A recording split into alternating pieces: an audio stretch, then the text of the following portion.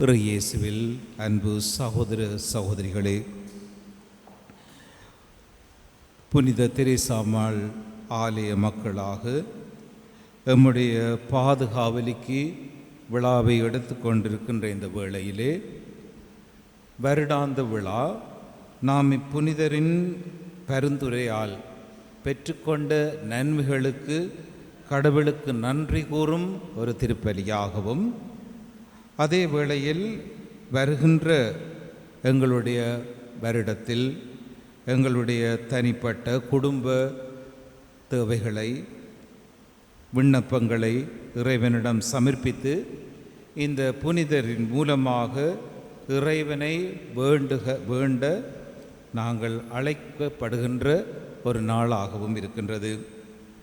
நவநாள் திருப்பலியர்களின் பின்னர் இன்றைய நாளில் இந்த புனிதருக்கு சிறப்பாக விழா எடுத்து கொண்டிருக்கின்ற இந்த வேளையிலே இந்த புனிதருடைய முன்மாதிரிகையில் குறிப்பாக எவ்வாறு இந்த புனிதர் தன்னுடைய சிறு வழிகளில், சின்ன சின்ன வழிகளில் எவ்வாறு இன்று உலகம் முழுவதற்கும் மறை போதக பணிகளுக்கு ஒரு பாதுகாவலியாக இருக்கின்றாளோ, அதே போல எங்களுடைய திருமுழுக்கினால் நாங்கள் பெற்றுக்கொண்ட அந்த அழைப்பையும் நாங்கள் ஏற்றுக்கொண்டு கிறிஸ்து அவனாக, கிறிஸ்து அவளாக எவ்வாறு நாங்கள் சாட்சிகளாக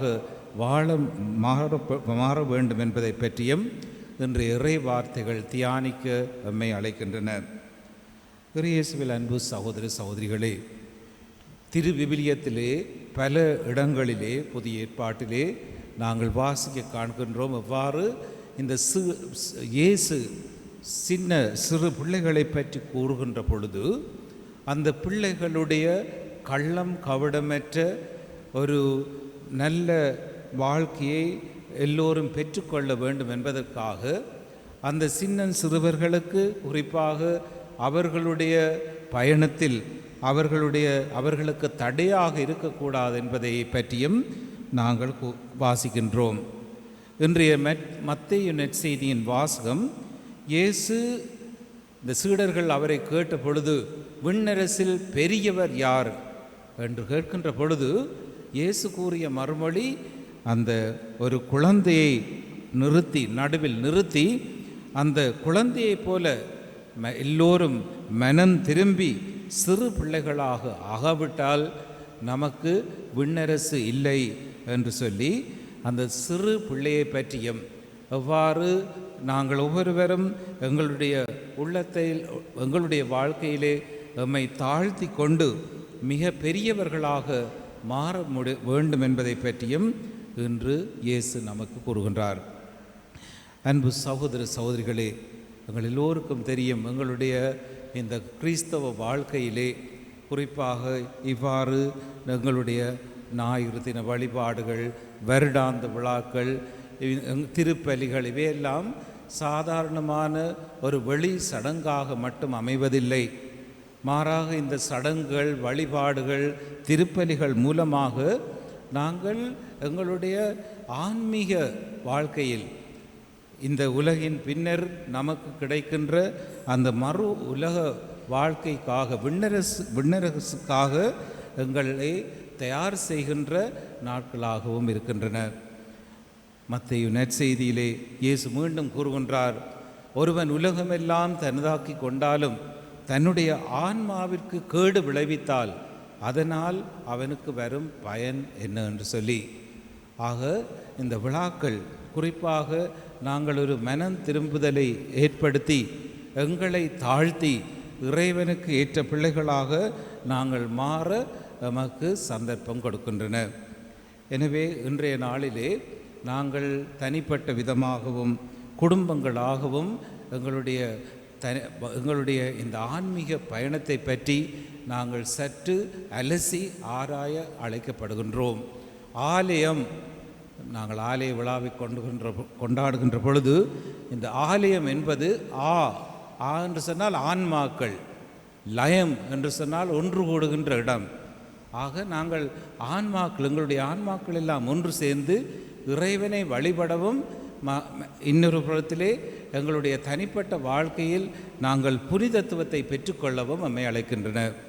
இரண்டாம் வத்திக்கான் சங்கம் இறை வழிபாட்டை பற்றி ஒரு நூலை வெளியிட்ட பொழுது இந்த திருவழிபாடு திரு சடங்குகள் எல்லாம் 2 அம்சங்களை உள்ளடக்கின்றன கூறுகின்றது. முதலாவதாக திரு வழிபாட்டிலே திருப்பலியிலே நாங்கள் ஒன்று கூறுகின்ற பொழுது நாங்கள் கடவுளை வணங்குகின்றோம், அவருடைய நாமத்தை போற்றுகின்றோம், அவரை ஆராதிக்கின்றோம். என்றால் அவர் கடவுள், நம் எல்லோரையும் படைத்தவர், நம் எல்லோருக்கும் வாழ்வு தருகின்றவர். இரண்டாவதாக இந்த வழிபாடுகள் திருப்பலி இவையெல்லாம் எங்களுடைய தனிப்பட்ட வாழ்க்கையில் நமக்கொரு புனிதத்துவத்தை தருகின்றன. பாவங்களிலிருந்து எங்களை மன்னித்து எங்களுடைய ஆன்மாக்களை மீட்படைத்து நாங்கள் ஒவ்வொருவரும் ஒரு புனிதர்களாக இந்த எங்களுடைய வாழ்க்கையிலே இறைவனை தேடிய மக்களாக வாழ நமக்கு அந்த புது வாழ்க்கையை மாற்றத்தை நமக்கு தருகின்றன. எனவே எமது இந்த பயணத்திலே அனுதினமும் வேண்டிய இறைவன் எங்கள் எல்லோரையும் மீட்டு எமக்கு தன்னுடைய இரத்தத்தின் மூலமாக மீட்பை தந்திருக்கின்றார். ஆனால் கடவுள் தன்னுடைய மகன் மூலமாக எமக்கு தருகின்ற அந்த இரட்சணியத்தை நாங்கள் எல்லோரும் தனிப்படுத்தி கொள்ள வேண்டும். எமக்காக மரணித்த, எமக்காக தன்னுடைய வாழ்க்கையை அர்ப்பணித்த அந்த இயேசுவின் இரத்தத்திலிருந்து நாங்கள் எல்லோரும் கழுவப்பட்டு மீட்படைய வேண்டும்.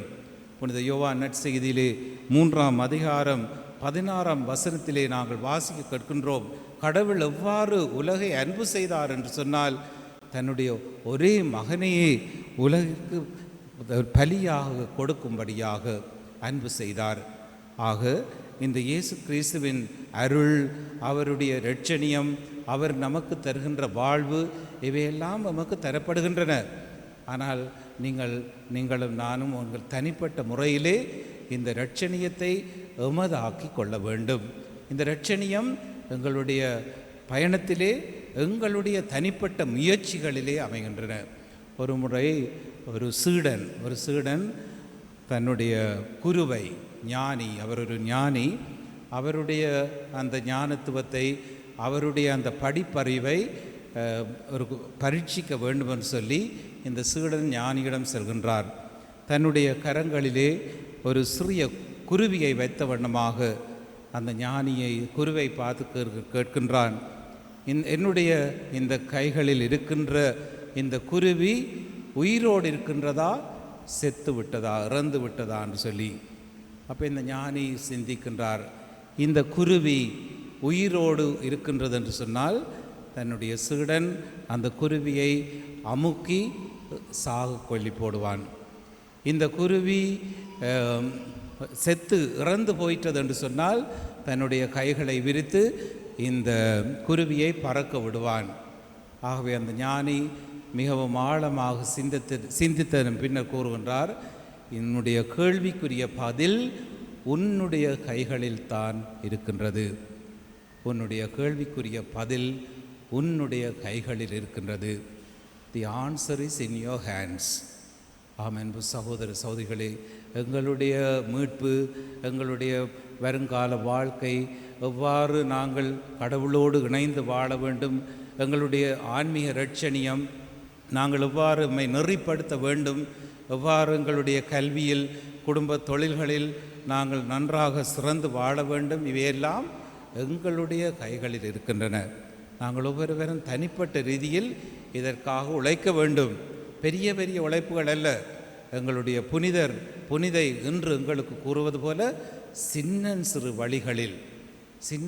வழிகளில் நாங்கள் செய்கின்ற அனுதின கடமைகளை நல்ல முறையில் செய்து, குடும்ப தலைவியாக, குடும்ப தலைவனாக, பிள்ளைகளாக எங்களுடைய அனுதின கடமைகளை நல்ல முறையில் செய்கின்ற பொழுது எங்களுடைய குடும்பங்களில் அனுதினமும் அந்த குடும்ப செவமாலை சொல்லி ஒன்றாக வாழ்கின்ற பொழுது நிச்சயமாக அங்கு நாங்கள் ஒரு பெரிய சாதனையை காட்டுகின்றோம். நாங்கள் எல்லோரும் மகிழ்ச்சியாக மீட்கப்பட்ட மக்களாக இறைவன் தருகின்ற அருளை நாங்கள் பெற்றுக்கொள்ள முடியும். எனவே இன்றைய நாளிலே எங்களுடைய குழந்தை இயேசுவின் புனித தெரேசம்மாளுக்காக நாங்கள் நன்றி கூறுவதோடு எங்களுடைய தனிப்பட்ட குடும்ப வாழ்க்கையில் சிறு வழிகள் மூலமாக இறைவனுக்குரிய மக்களாக மறை போதகர்களாக நாங்கள் மாற வேண்டிய அருளுக்காக இந்த திருப்பலியில் வேண்டிக் கொள்வோம்.